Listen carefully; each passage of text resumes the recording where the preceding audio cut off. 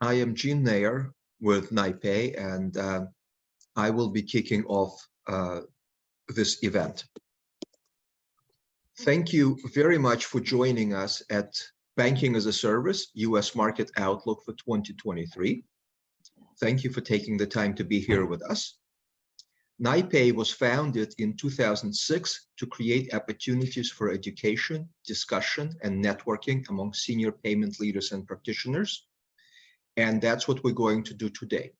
We gathered an impressive panel of industry leaders for a moderated discussion, and then we'll break into small groups for networking.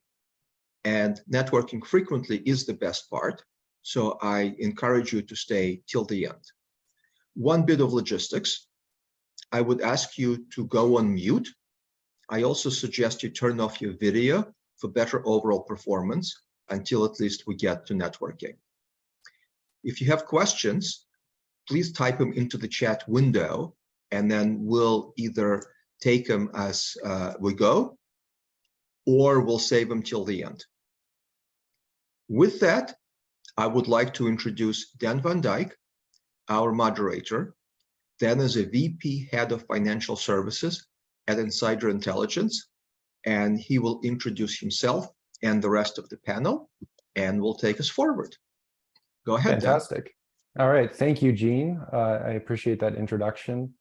So funny story about how I got here. Ron Mazurski and I were actually sitting together at Finovate. We were at the same sort of table, but we didn't realize that for a full, I think 45 minutes. What was it, Ron? And eventually we both had this moment of recognition because he had actually worked together with me as a client who consumed some of our research, and we went way back, had a great conversation, and discovered that he was putting on this event to cover banking as a service, which is a space that I've been really watching throughout my career at Insider Intelligence. So by way of context, as mentioned, my role is to head up our financial services verticals. So everything from our banking team to payments to even insurance. And we've been covering banking as a service through our briefings dating back years. So thinking back to 2016, 2017, as it started to pick up steam and really evolve into a space that was capturing a lot of attention and interest. We then covered it in a report in 2018. We've since covered it in another subsequent report. This year, we brought out a forecast sizing up the revenue opportunity for banking as a service. And spoiler alert, the revenue opportunity is growing fast. So we have it at just under $500 million as of 2020. And by 2024, we expect that revenue generated from banking as a service will grow to over $5.8 billion. So just an incredible sort of growth trajectory that we're seeing. However, what really sets banking as a service apart from other fads, so many of us were talking about FTX and the incredible implosion that we've sort of seen in the crypto space today, is the sustainability of the model, is the revenue that it generates, is the fact that money is ultimately being created for shareholders.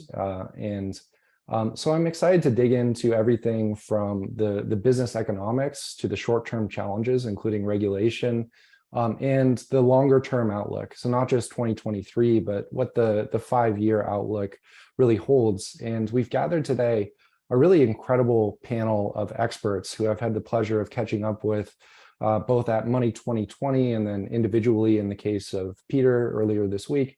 Based on some of our preliminary conversations, I think all of you here are in for a treat. I don't want to, waste any more time setting the stage. I'd like to get right into it. And, one of my pet peeves as somebody who presents fairly often, watches a lot of presentations, is starting with the definition. So, know that I don't take it lightly to break my own cardinal rule and start with the definition, but I think it's so incredibly important when we talk about banking as a service to have a shared vocabulary.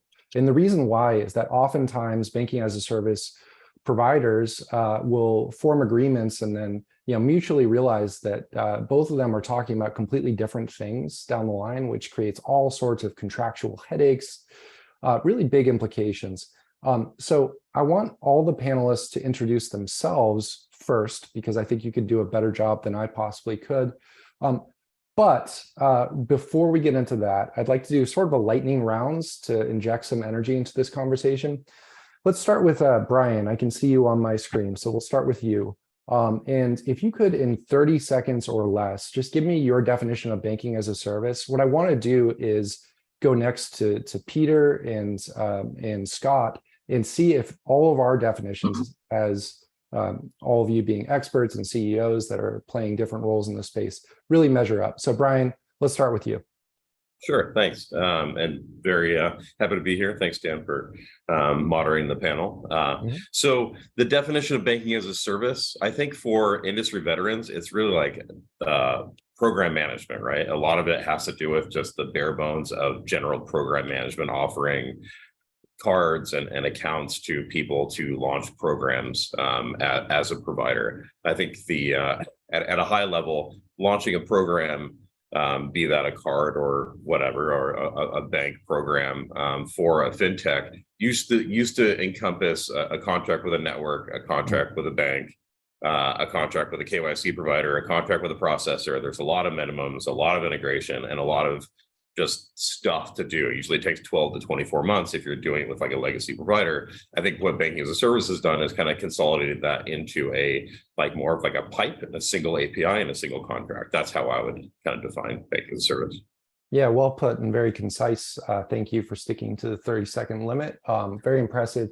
So next I want to go to Peter from Synctera, because Peter, looking into you sort of threw down the gauntlet. How can I get the integration time, the time to set up all those contracts, get into the market, down to a very limited period of time? And you have an interesting approach to doing so. I'm going to touch on that in a bit, but first, let's just start with your definition. You've got 30 seconds. Take it away. I think for us, the definition reflects it's a different context, whether you're the fintech or the bank. But from a bank's perspective, it is offering up your charter for other people to use bank-like services in the real world. So it's a contract between somebody and the bank saying, you as that somebody have agency and ability to do banking services on our behalf. Then from the fintech's point of view, it's all the controls and safety nets and so on to help make sure that that relationship is actually efficient and simple. I like that two-sided definition. I'd like to hear from our third panelist. So let's hear from you, Scott. Yeah, thanks, Dan, and thanks for having me. So when I think of banking as a service, it's really enabling financial and non-financial companies to offer banking services, and those services would include bank accounts, money movement, ACH, wire, real-time payment, as well as card issuing from banks to the platform's end users. And we define end users as both consumers and businesses. And I think these services are typically offered or enabled using modern, best-in-class technology, such as APIs. So I think that's how we think about it. I think we could have a whole nother podcast on the role of program manager and what program manager means, but we'll save that for next time. Yeah, we've only got an hour or so to cover all these topics, so appreciate you keeping it high level and keeping us grounded in the main conversation track. So as I mentioned, I'd like to give all of us an opportunity to hear about you three and your backgrounds and what role you play in the banking as a service market, because I think that really sets the stage for the conversation that we want to have about its future. Scott, you spoke last, but I'm going to start with you first. You were one of the early pioneers in the banking as a service space. I've even heard the term OG thrown around to describe you. I think, a lot of us are curious, having seen that space evolve from its early days. Maybe arguably we still are in the early days, in your opinion, but how has the banking as a service space grown up, and how has evolves throughout that trajectory? Tell us a little bit about your journey in the banking as a service space. Yeah, so we're based in Memphis. I started the company about 18 years ago. We have a traditional banking piece of our business where we do traditional banking, mortgage, trust, things such as that. We have about 500 employees in our organization. About 5 years ago, we started what we call our open banking division. And that really started at me watching young people interact with financial apps. And to be completely honest, I don't think banks historically have been very good at creating good user experience in front ends and acquiring customers. And I think for us, I saw people were more app driven than they were bank driven. I've said this many times, right? These folks love the app and the experience of that app. And a lot of times these companies were not banks. So when we started looking at that, we've always been very fee income oriented as a bank. And so, we just started the journey and started thinking about how banking might be delivered differently. I always ask the question, when's the last time someone's been to a bank branch? So again, we let the FinTech create the user experience, the UI, the UX, and then we just provide that technology layer to provide banking, money movement, card issuing, things such as that. So that's a little bit of the background and how we started on this journey. Yeah, I've certainly seen that tipping point that you described where app affinity trumped bank affinity borne out in some of our research. We've been asking consumers over time, what are the primary reasons that you choose a bank? And we found that throughout the pandemic, for the first time ever, mobile banking experiences eclipsed branch proximity and some other factors as primary reasons for choosing a bank. So I'm going to resist the urge to pull that thread and get into a conversation about embedded finance, because I think that is also something that we should touch on, but I want to save that until we've had a chance to hear from some of the other panelists. Peter, I haven't forgotten about you. I want to get your perspective. You've really been everywhere, from Yodlee to leading Google Wallet, leading Uber Money. Now you're at Synctera doing some fascinating things. Would really love to hear about your journey, what that's been like, and the role that you are playing now in the banking as a service space.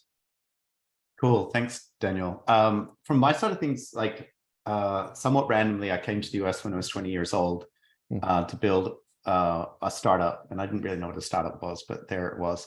And we built the first Windows-based core banking system from scratch, which was kind of surprising that we actually made that work. Building core banking systems aren't easy. You make it sound like an accident.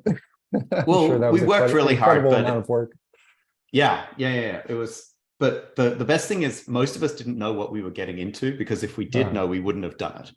Yeah. But once you're sort of like 2/3 of the way through, and we were doing our first installation at this bank in Osage, Iowa, we knew we were having to finish it off. And so we built out that team and that product platform and discovered internet banking in 1995, and all of the modern innovations that you have. The Phoenix platform still runs today, which is kind of crazy, and there's lots of banks still using it, including one of the banking as a service folks in KBC is one of my customers, I suppose. I don't know how to say that. It's kind of weird. But anyway, so I've been doing the banking thing for a long time and oscillated almost between big companies and little companies in types of roles and functions. At Yodlee, we supported all the really big banks with online banking, bill pay, funds transfer, those sorts of things, and really pioneered all the APIs that were sort of, the innovation in FinTech in Finovate land in 2007, 8, and so forth. And so that was kind of fun. And so then I went over to Google and it was direct to consumer, which was really weird. So enterprise Yodlee is give it the platform to B of A and Chase and Wells. It's their customers. Google was my or our customers. And that was a very different experience and learning. But all of that sort of came full circle with Synctera, which was this idea of bridging small FinTech, big FinTech. How can they get into the market? How can they work with community banks and folks like Evolve without having to do deep lift and so on?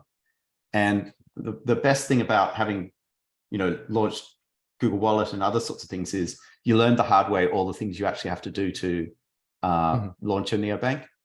And if I could save every other engineer and product person and CEO the hassle of that, I feel like that's like a great outcome. So there's more that I want to touch on there, but continuing with the common running theme of exercising a little bit of discipline tonight, I'm not going to do that quite yet. Brion, let's hear from you. We had a great conversation at Money 2020. I started to hear about some of the fascinating use cases that you're enabling at Tern, which I think speaks to the incredible power of banking as a service to enable really novel use cases that can create value for a lot of end users that otherwise would be left alone. So why don't you tell us a little bit about your journey, banking as a service, and how the two tie together?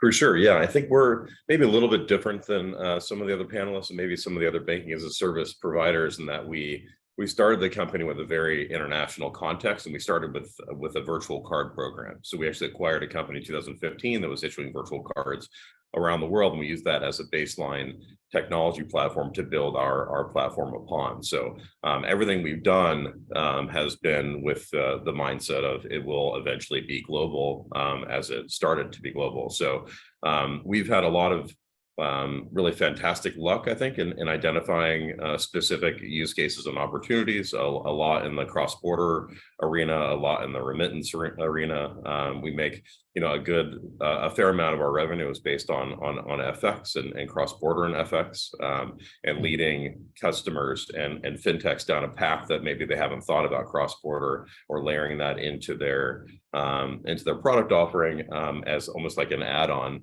can actually like really increase the revenue per user in these types of ecosystems. We also think there's like just like a kind of a massive hole in like the issuing space for like launching components to allow people to move money cross border and to operate in a global context. That being said, we have a lot of domestic programs too.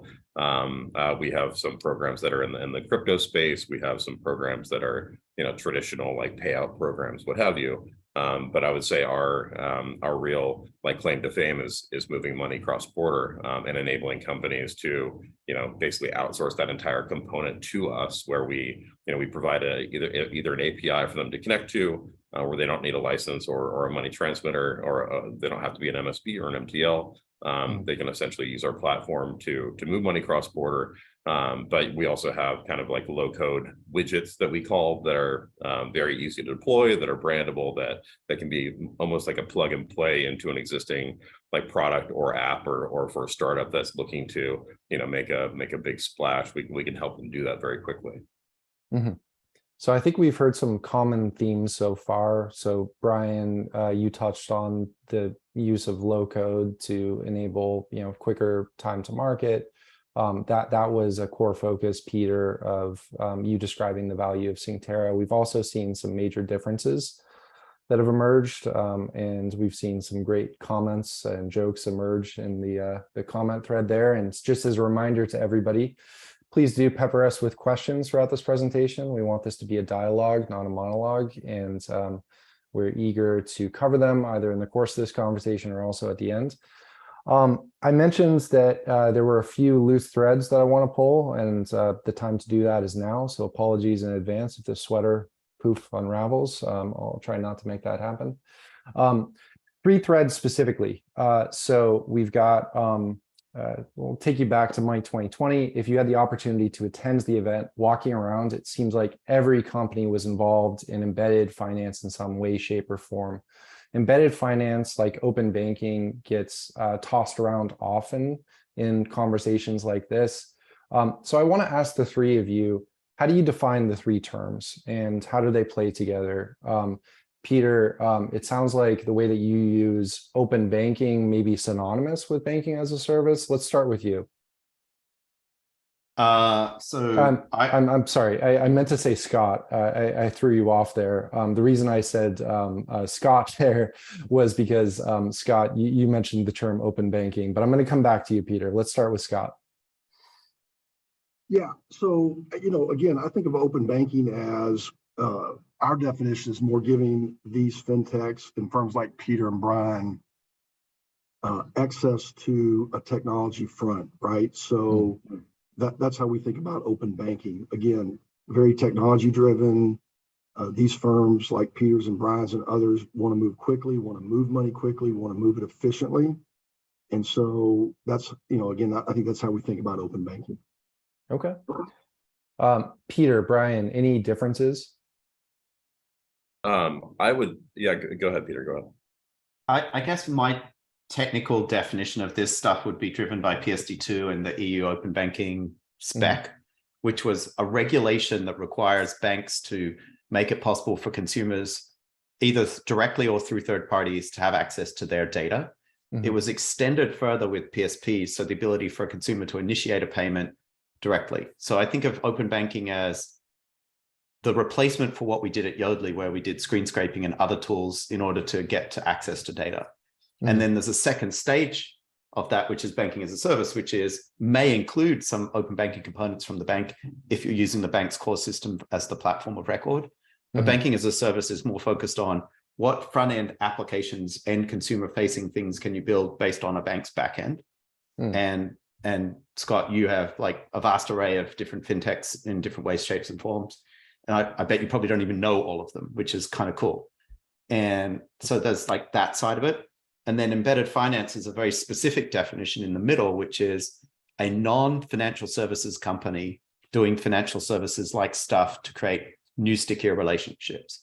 You could think of Uber Money as the perfect proxy to that, which is Uber is a supply marketplace for workers and drivers and delivery folks and consumers who want food and delivery. Uber Money is a financial services play within Uber's ecosystem to create a new relationship with drivers, riders, and consumers that creates incremental value for Uber. But it's not because Uber wants to be a bank or wants to go into banking as a service itself. It's because it helps expand the value for that core other business. It was interesting, Peter, as I was prepping for this panel, I've been really obsessed with OpenAI recently. If you've had the opportunity to play around with it, you can go to OpenAI Playgrounds. It's quite helpful for things like prepping for panels. So I asked it to define open banking and embedded finance, and the definition of embedded finance that you just told me was almost verbatim what it spat out. Incredible, terrifying, probably will replace my job in the future. Conversation for a different panel. I want to go back to Brion and Scott, since Peter opened up the Pandora's box of layering on embedded finance into the conversation. Do both of you agree that that definition that he laid out sort of agrees with your view of that term and how it intersects with open banking and banking as a service? Yeah, I think your definition of embedded finance was spot on. I have I would say a kind of a different definition, I think, of open banking. From our context, it's more of like a tactical way to use a connection to a bank to onboard customers, to KYC customers, to check their balance, to connect bank accounts. I think we think of it in a very, a practical application for fintechs to be able to quickly onboard new customers and, build credit profiles and connect bank accounts. So when I think of open banking, I think of it much more in like that. How is it applied to the fintechs that we're servicing, much more than like, I guess, the more broader context of open banking. But yeah, no, I think your definition of embedded finance was spot on. Great. So from this point, Dan, and I agree with Peter. When I think of embedded finance, you see a lot of these companies, who are IBM, that are looking to really embed those financial services into their ecosystem, right? Which I think is different than a client, as Brion just described, as open banking is, I want to go after the fintech ag industry, or I want to go after a certain user set, right? That to me, and I agree with Brion, is more of the open banking piece. And they use the bank's tools to KYC customers, open accounts, move money, issue cards. So I think there is a little bit of distinction there. Absolutely. So we've done some research. We wrote a report recently on the bank in 2025 and identified 4 technologies that we were unpacking: banking as a service, open banking, embedded finance, also super apps, but we won't really touch on that too much. We called banking as a service really the foundation of the bank of the future. Open banking is sort of the enabler embedded finance is the extender, and super apps is the orchestrator. So that's sort of how we think about it. I want to transition from defining some of these terms, which is critical to have the conversation, but can get very technical and granular into a completely different direction. So Peter, you and I were talking earlier this week, and you were telling me the story about meeting an old face in a conference, and talked about the importance of what you described as kind of like a web of different relationships that play into your journey as a banking as a service company. What was that story for everybody's benefit, and how does that tie into how important you think it is to cultivate good relationships with some of the other ecosystem partners that you interact with? Cool. Yeah. So look, I think if you've been around payments for any measure of time, you will realize that everyone is your competitor, is your collaborator, is your competition, is your friend. And the networking effects of where you sit in the stack and how you work together varies over time.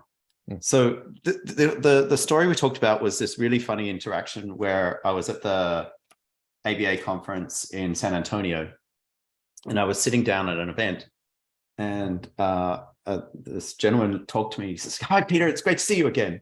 I was like, "Oh God, I don't know who this is." I'm like, and you always have like that visceral thing. Do I really know this person? Whatever. But he was very gracious. He said, "Look, you probably don't remember me, but in 1994, we bet the farm on Phoenix's core banking system. And the reason we did it is because you had this open API that you could write SQL queries against the core banking system.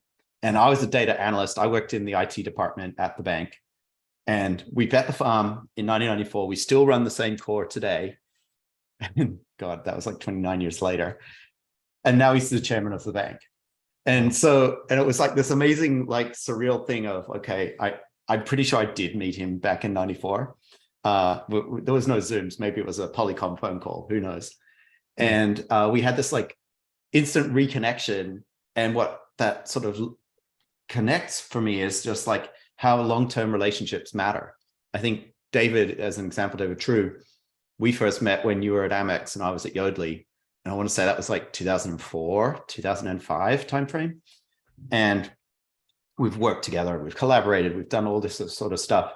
And what's pretty obvious to me is that there's a lot of networking that happens in and around payments and banking, and a lot of stuff that you can smooth over from an execution perspective if you have a good relationship with people.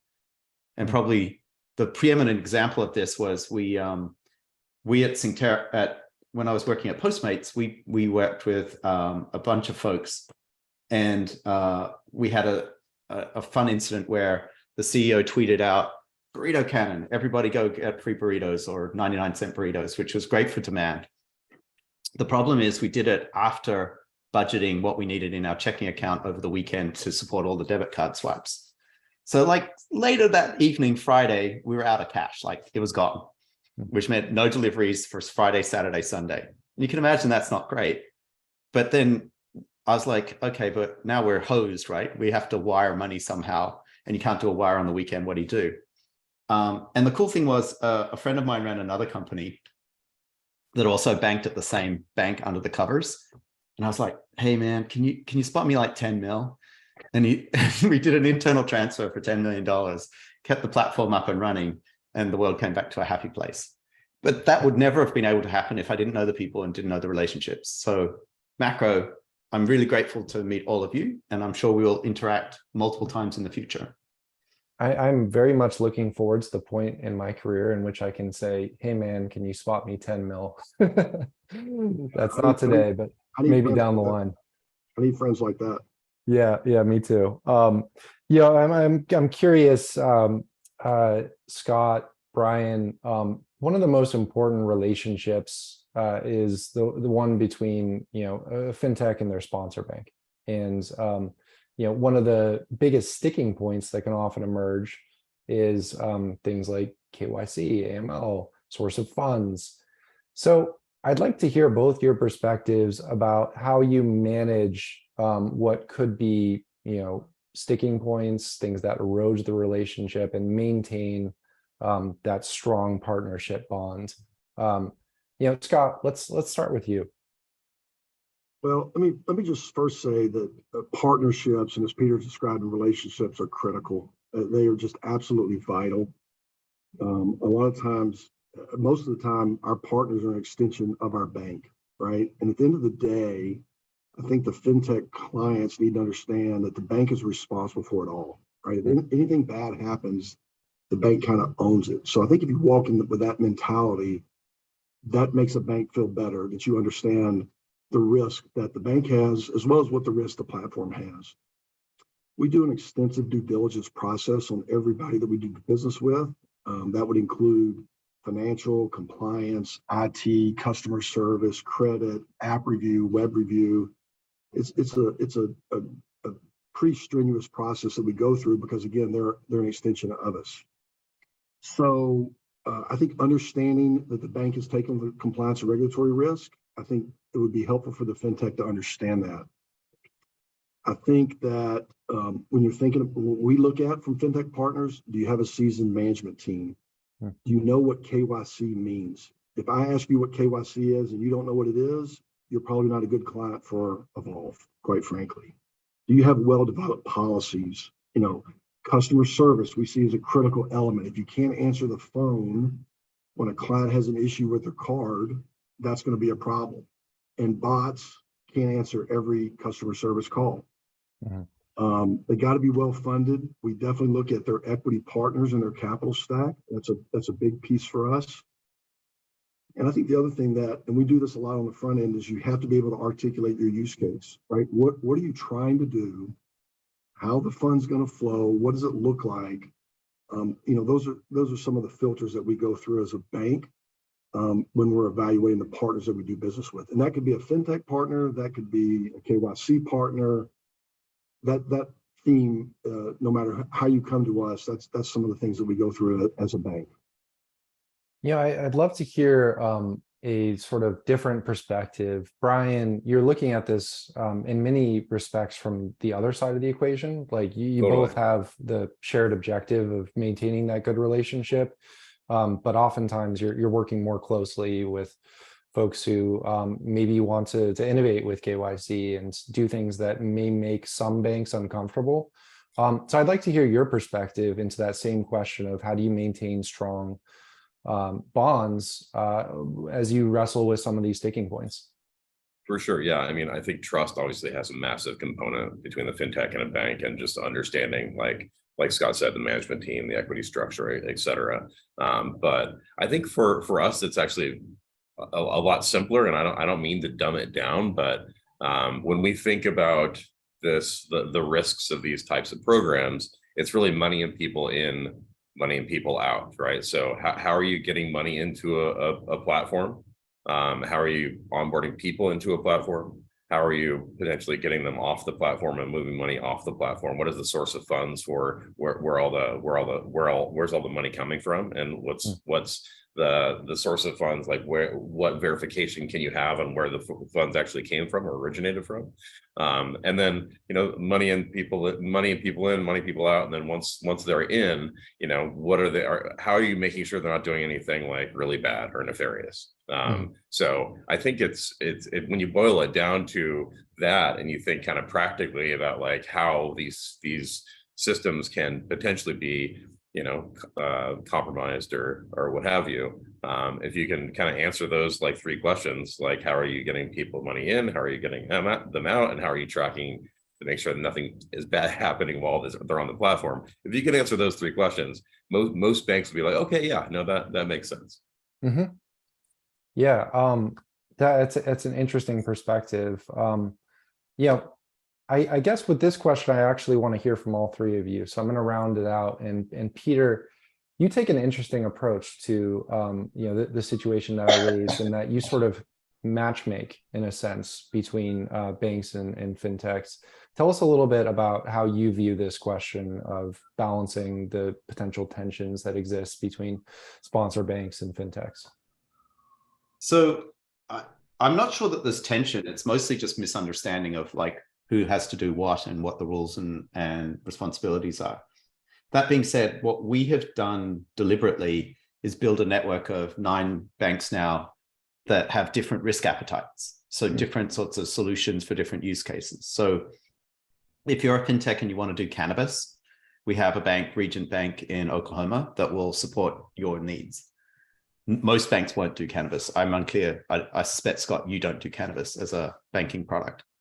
Same thing on the crypto side. So we have a great bank, BankProv, that we would primarily log all of our crypto fintechs to, because they're very dialed in on what extra compliance and risk management they want to do that. And our job is to look at what the fintech's trying to achieve and hopefully find them a home. That's the first goal. And sometimes there will be a fintech that's doing something that we just can't find a home for. And for that right now, adult entertainment is an area where almost no bank will participate. And so for us, if a fintech came with that requirement, we'd be like, I'm sorry, I can't bank you. But games of skill, those things are coming up, and there's more banks that are considering supporting that based on regulatory constraints. So the goal for us is, what are you trying to achieve as a fintech? Ensuring that the fintech has the minimum understanding of the space and ideally showcases their own BSA projects and other sorts of activities that they're doing to keep the bank safe. And then matchmaking them to the bank that meets the risk profile of those fintechs, because there's a lot of variation. Yeah, three great perspectives. Dan, let me add to that. Dan, can I add to that? Go for it. I think Peter hit it, right? And part of what he said is, and this is where it gets a little tricky when you get into the details, is what's everyone's role and responsibility? And that was the comment I made about program manager, right? And so we work hard at the beginning as well to say, what are you doing? What is the issuing processor maybe doing? What is the fintech going to do? Because that way it's going to make a better experience for onboarding when everyone understands what the roles are. And guess what? Every time it comes through that door, it's different, it seems like, right? So I'm going to be the program manager. I don't know what that means sometimes. And so we work hard at trying to define what that looks like. And then I think, again, when there's issues, things that are going to pop up, communication is the key, right? I need to be able to call Brion and say, Brion. And part of what we do with firms like Brion and Peter is we have quarterly business reviews, right? We want to talk to them, what's working, what's working, what's on your roadmap. Let us tell you what's on our roadmap, and stay in contact before, any big issues can kind of arise. And so, again, picking the right partners and then communicating with them on an ongoing basis is critical, because things change along the way, and that communication's got to be critical. Well put. So here's a pointed question. This one comes from Brian Chin. He asks, is banking as a service a zero-sum game? For fintechs on the front end to win, do legacy banks have to lose? And then second part of the question is the shift towards banking as a service away from legacy banking manifest destiny? That's a big one. That's 2 big ones. Who wants to take it? I can maybe take a stab at that. I mean, I think, legacy, how do you define a legacy bank, right? So if you're defining a legacy bank as like a top tier, B of A, Chase, Wells, whatever, top 5 bank, they're not in the banking as a service space. I don't think they frankly ever will be. The majority of the banks out there that are participating in this sort of an environment have, $10 billion of assets under management or less. Otherwise, they're not going to qualify to, make the higher interchange rate because of Durbin or what have you. So I think new banks will spring up. I think, Peter does a great job in like allowing new banks to kind of enter the market and field opportunities that for fintechs where they wouldn't have been able to do that before. I think that's great. I think Scot is a fantastic bank that has been doing this kind of like for a long time.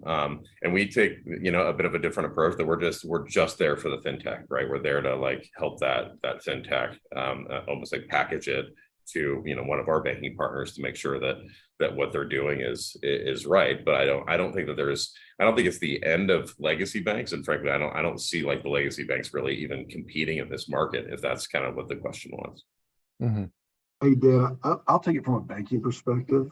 I don't think it's a zero-sum game, but I can definitely tell you that banks are thinking about their digital footprint quite a lot. right? I talk to banks probably every week thinking about getting into this space. Their deposits are being affected. Their loan volume is being affected.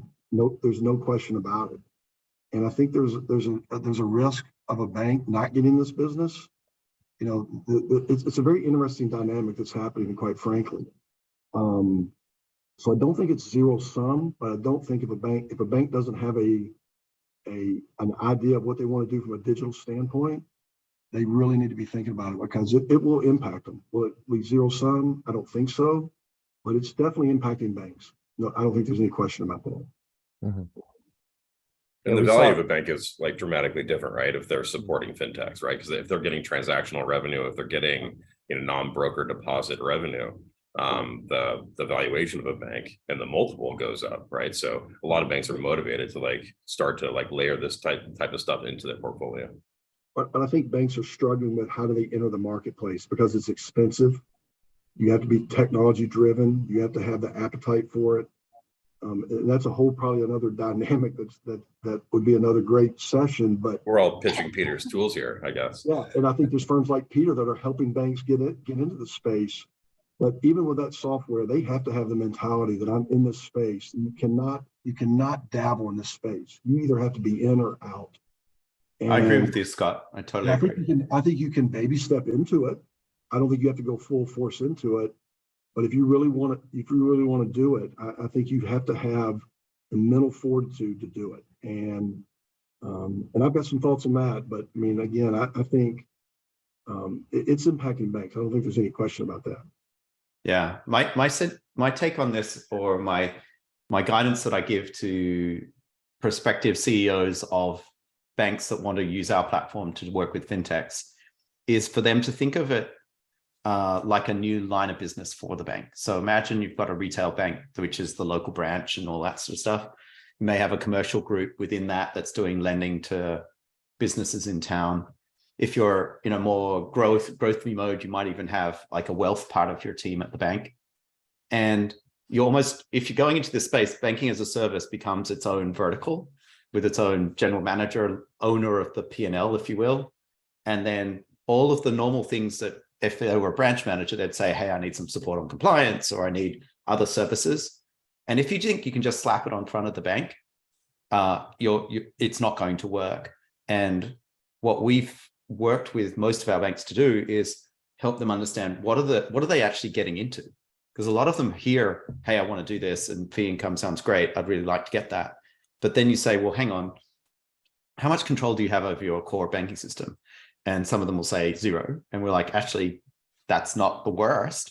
But what do you have in preparedness for how much risk do you want to take? And what is your status with your regulators? Have you even told them that you're thinking about doing this? For those of you that are banks doing crypto-based programs, are you ready to have the monthly dialogue with the FDIC on, can you approve this individual program?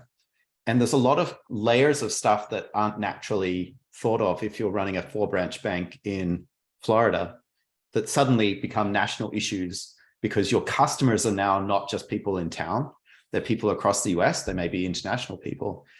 And the bank regulator for you wants you to operate like you actually kind of know what's happening with all those consumers. You can't just say, hey, we just launched a neobank for people from LATAM and not do any KYC. That just doesn't work. Yeah, I agree with Peter. We actually set up a whole division of our bank outside of our traditional banking model. The nomenclature is different, the vocabulary is different. It's a different process, the way it works. And the way that fintechs and us talk to each other is different language. And to just put a personal banker on the front of that, it's a recipe for disaster. So you've got to commit the resources to do that. And so I agree 100%, Peter, with what you're saying. So we're starting to touch on regulation, and that's something that I do want to dive into. However, I think myself and some of the folks in the comments are pretty aligned that talking about the economics is also something that we should touch on. So we have had an incredibly tumultuous year, broadly across financial services and fintech. with the Fed increasing rates, with the sort of just massive fintech funding route, the ripple effects are still being felt across the landscape. And as we're heading into 2023, we're seeing some dark clouds on the horizon. And so, Peter, I'd like to get your perspective, because in the run up to this conversation, you mentioned that some folks are predicting a lot of consolidation. And just talk to me about how you are approaching business model economics. So we don't have to bring it down to the unit economics, but just from a business model perspective within your own company and for the banking as a service space broadly. And then I'd like to hear, Scott and Brion, if you have perspective to add as well, you to chime in.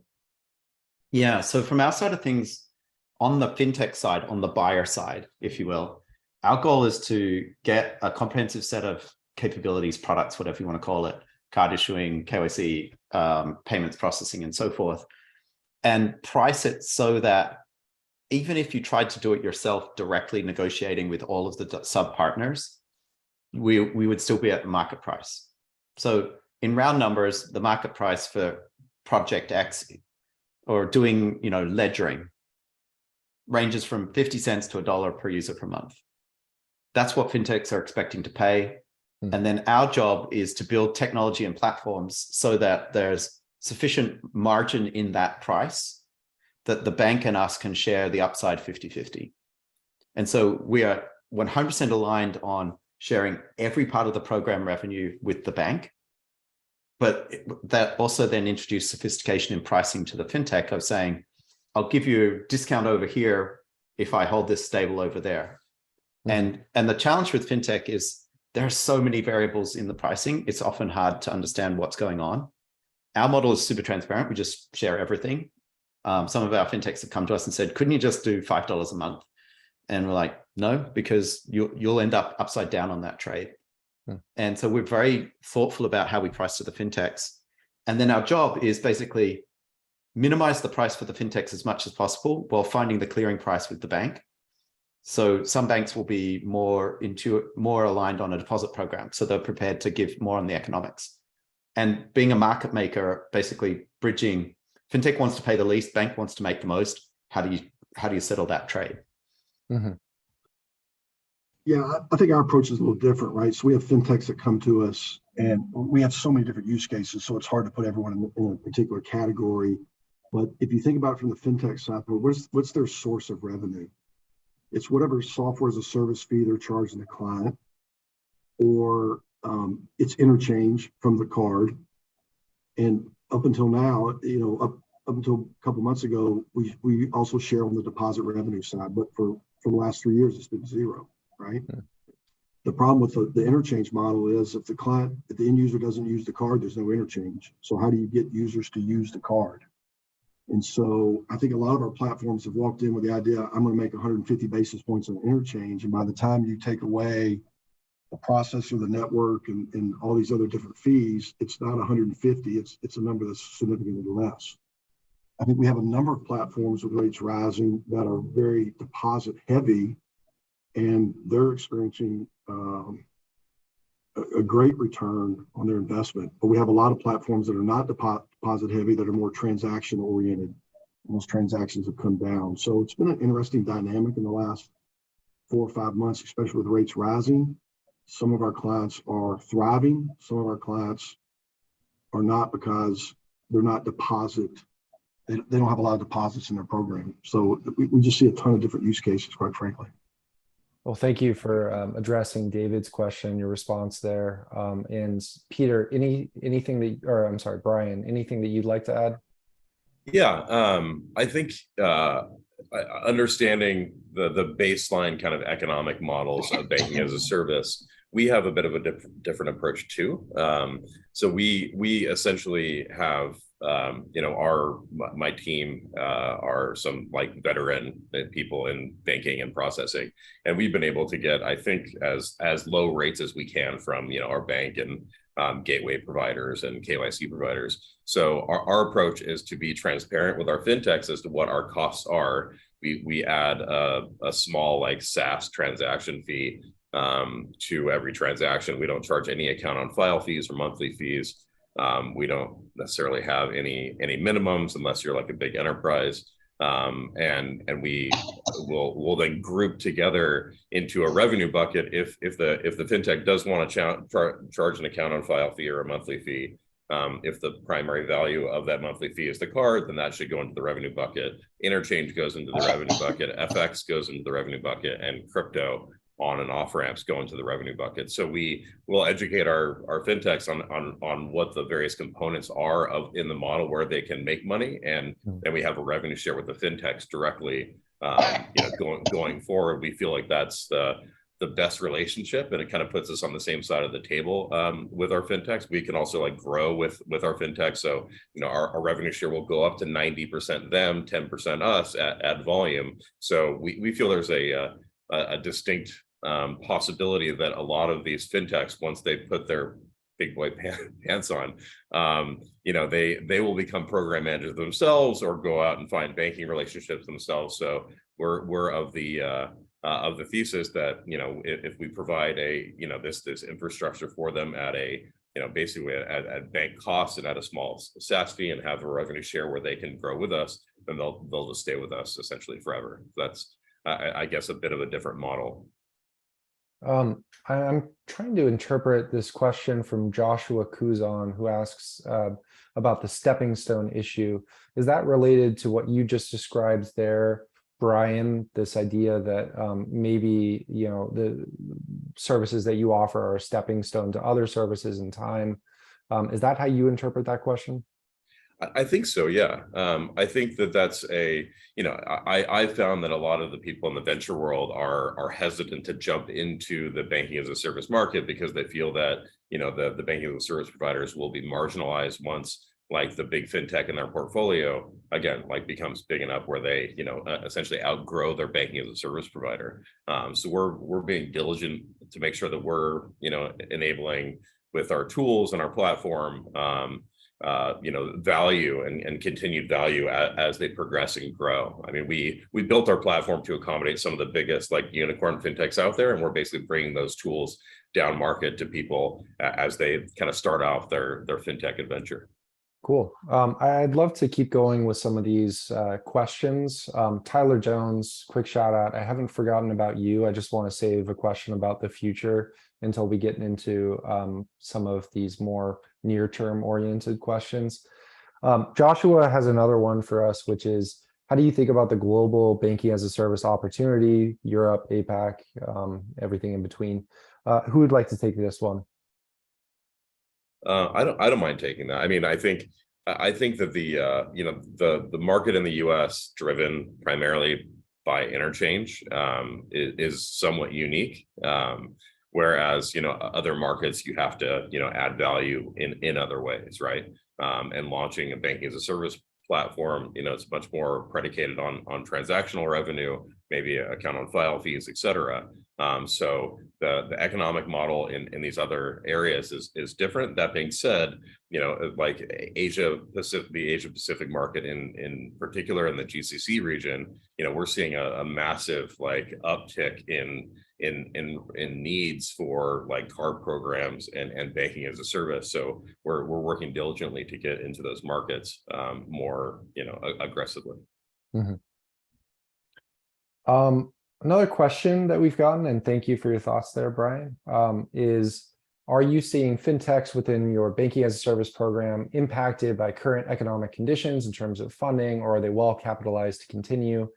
Clearly, there are risks to a fintech in your program going bankrupt. I'm assuming this is more broadly, anybody who'd like to touch this one can take it. If you are feeling brave and can get over the cortisol hump there. Peter, Brian, Scott, anybody like to cover this one? So Go ahead, Scott, you've got a great proxy to this, but I'll give you my impression. What we are seeing is no practical slowdown in demand, which I'm really happy about, which is great. What is changing is the mix of well-funded to super seedy early stage has shifted quite dramatically into the well-funded folks. which is actually great because people tend to know what they're doing if they've got $30-50 million raised up to this point. And so I think there's a little bit at the moment, because it's still relatively hard, even for the really early stage folks to get to market. The availability of funding for the really early stage direct to consumer things feels smaller. That being said, I know of 2 or 3 fintechs that just got raised money last week. And so I'm not seeing that significant a drop, but what we're seeing is a maturation of customers getting bigger fundraisers because they've already established whatever it is they're doing and they want to add value to it. And so I think overall, there hasn't been some great reckoning or shutting down of fintechs that I'm seeing. It's just the natural, is this business idea a viable business idea? Yes or no? Yeah. Yeah, we're calling it the great realignment. It seems like what investors value has shifted from growth at all costs to growth that's sustainable and unit economics. Anybody else want to add color to Peter's response? Yeah, I would say I agree a little bit with what Peter said. I think the early and seed rounds, the valuations have definitely come down. I think you can get funded in the seed, but the valuation is definitely lower. If I'm being honest, this is something that we think about every day. We are now doing financial reviews of all of our clients monthly, thinking about what their burn rate is, their go forward, what that looks like. So I definitely think there's stuff out there. I do think there are a number of fintechs that are thriving and are really trying to be opportunistic. I think there's going to be a ton of opportunity in the next 6 to 9 months. And I think there's some business models out there that just don't work, or just don't have the cash and runway to go in much longer. So I think it's definitely something to keep your eye on, no question about it. But I think the ones that have a good model that are more niche in scope, I think are on a good path. And then I think there were some clients that really got lucky in raising money early or raising money before, 8 months ago, 9 months ago that have 4 or 5 years worth of runway. So it's really a mixed bag, but I think there's going to be there's going to be some issues that clients are going to have, quite frankly. I would actually maybe spin a little more positive tone here. I think that, with the downturn of the economy, some of those companies, maybe even present company included, that are capital efficient, that are, really paying attention to the bottom line and profitability, and like you said, the unit economics, have an opportunity, in the next, I would say 2 to 3 years to really just clean up, right? Some of the biggest companies in the world were founded after, a downturn in an economy, and I don't think this is going to be different. So we're starting to talk about the future, and Scott, it sounds like you were about to respond to Brion, and I want to hear what you have to say. So let me table that for a moment. Let's hear from you.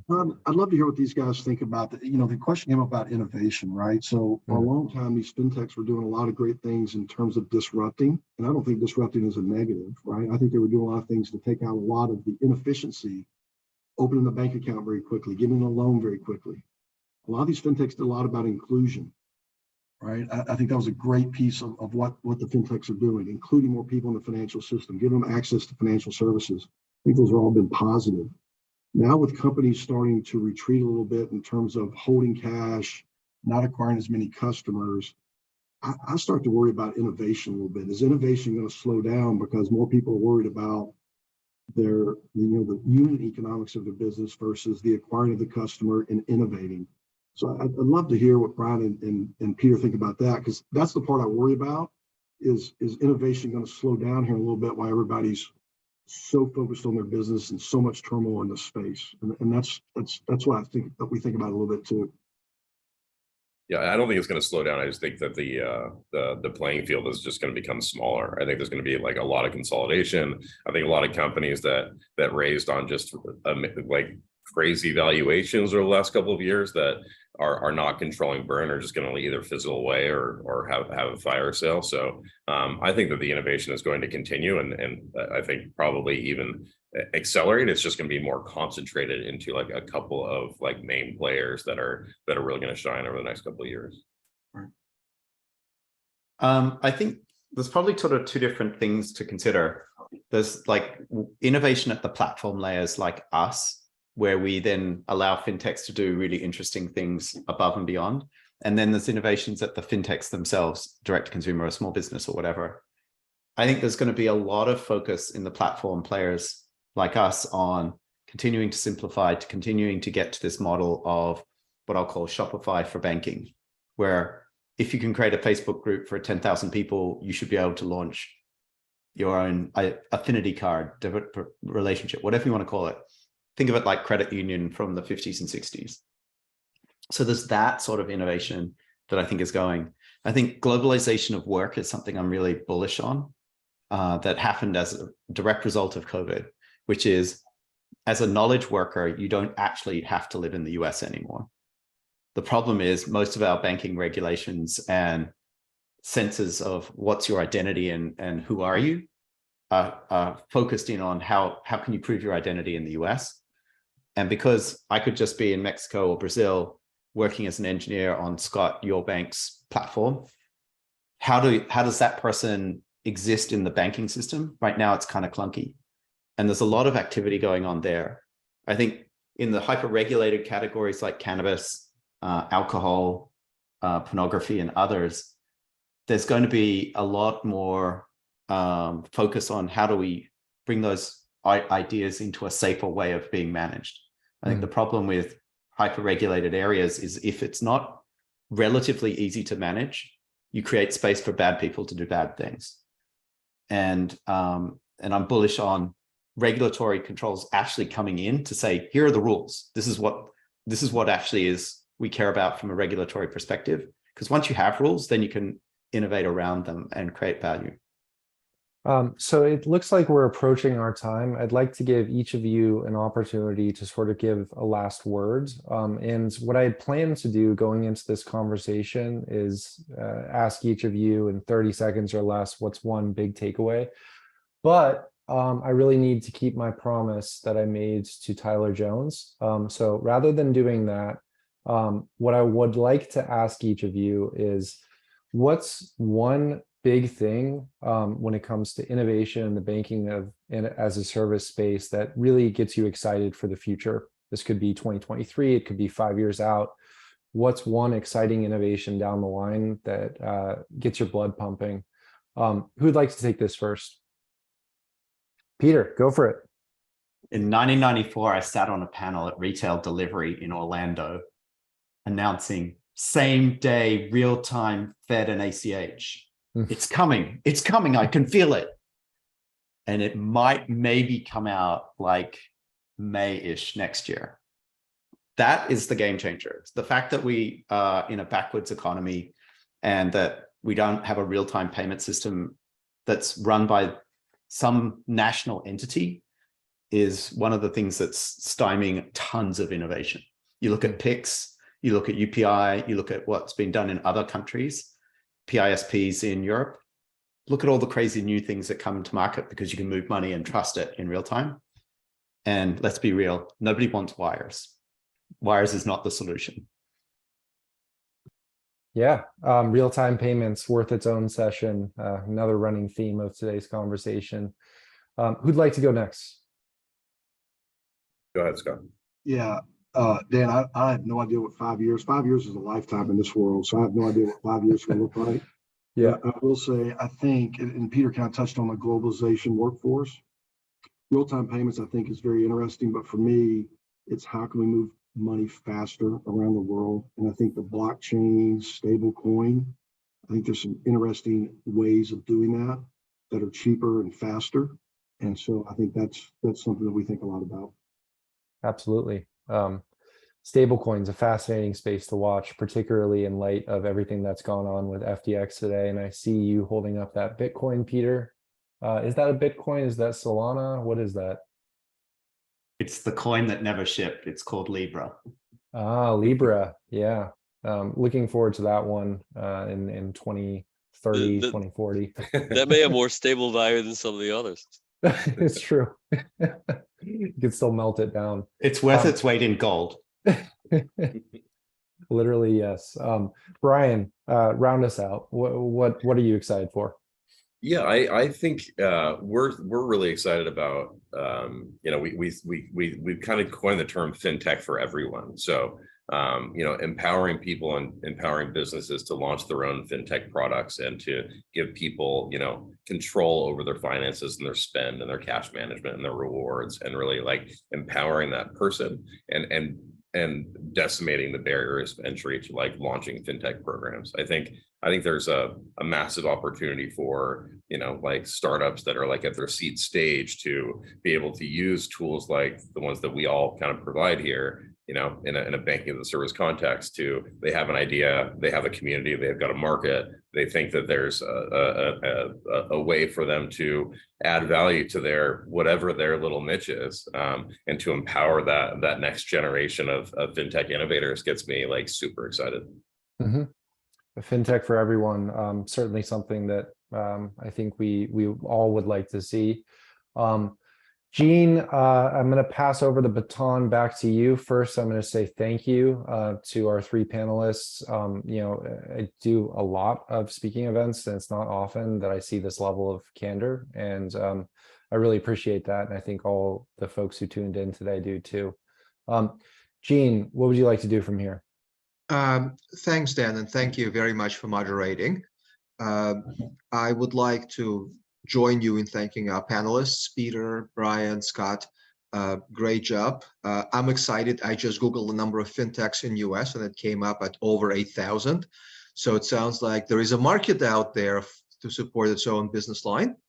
And now I would encourage everyone to stick around as Nikki will put us into different breakout rooms, and then we can have a much more interactive and an intimate discussion.